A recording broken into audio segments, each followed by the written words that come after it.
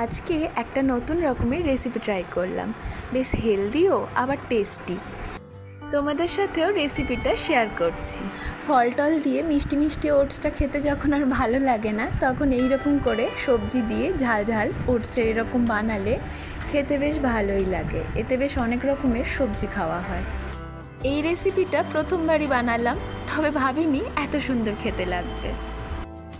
এক কথায় বলতে গেলে ছোট থেকে বড় সবারই কিন্তু এই রেসিপিটা খুবই ভালো লাগবে। খেতে তো ভালো লাগবেই, তার সাথে হেলথ বেনিফিটসও আছে। প্রথমেই আমি পছন্দ মতো কিছু সবজি কেটে নিচ্ছি। পছন্দসই সবজিগুলোকেও একটু যদি মিলিয়ে মিশিয়ে করা যায় তাহলে একটা ফ্লেভার কিন্তু তৈরি হয়ে যায়। তার জন্যেই আমি মিলিয়ে গুছিয়ে কিছু সিলেক্টেড সবজি এখানে নিয়েছি, যেমন গাজর, পেঁয়াজ, রসুন, কাঁচা লঙ্কা, ধনেপাতা। এক বাটি মতো ওটস আমি ঢেলে নিয়েছি একটা ডিম। এবারে তাহলে সবজিগুলো কেটে নেব। গাজরের সাথে অল্প করে কিন্তু বিটও তোমরা দিতে পারো। যতটা পরিমাণ ওটস নিয়েছি তার জন্য দুটো আমি গাজর নিয়েছি, আর সেটারই পরিমাপ করে নিয়েছি একটা পেঁয়াজ। 4-5 কোয়া মতো রসুন দিচ্ছি।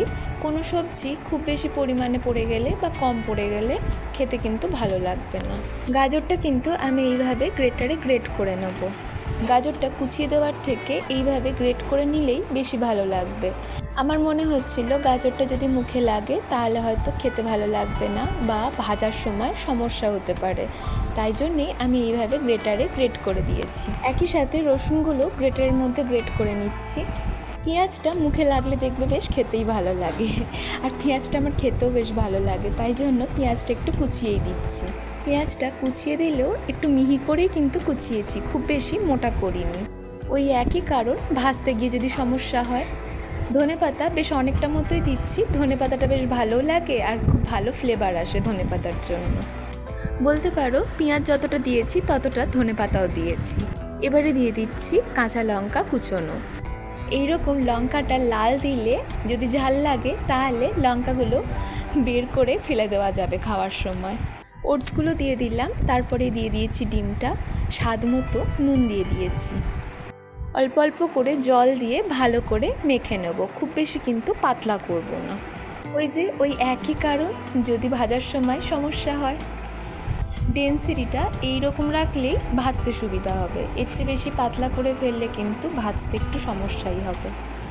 কড়াইতে তেল গরম হতে দিয়েছি, এবারে অল্প অল্প করে ভেজে নেব। এটাকে আরেকটু হেলদি বানানোর জন্য তোমরা অয়েল ব্রাশ করেও এটা ভাজতে পারো। আমি এটা ধনেপাতার চাটনি আর সস দিয়ে খেয়েছিলাম, বেশ ভালো লাগছিল। এইভাবে খুব সাবধানে কিন্তু ভাজতে হবে, নইলে কিন্তু ভেঙে যেতে পারে। আর লো ফ্লেমে ভাজলে বেশ সুন্দর মচমচে খেতে হবে। রেসিপিটা তোমাদের কেমন লাগলো অবশ্যই কমেন্ট করে জানিও। ভালো লাগলে তোমরাও একবার বাড়িতে বানিয়ে খেয়ে দেখো, বেশ ভালো লাগে। রেজ অফ লাইফ চ্যানেলটিকে লাইক, শেয়ার, সাবস্ক্রাইব করতে ভুলো না।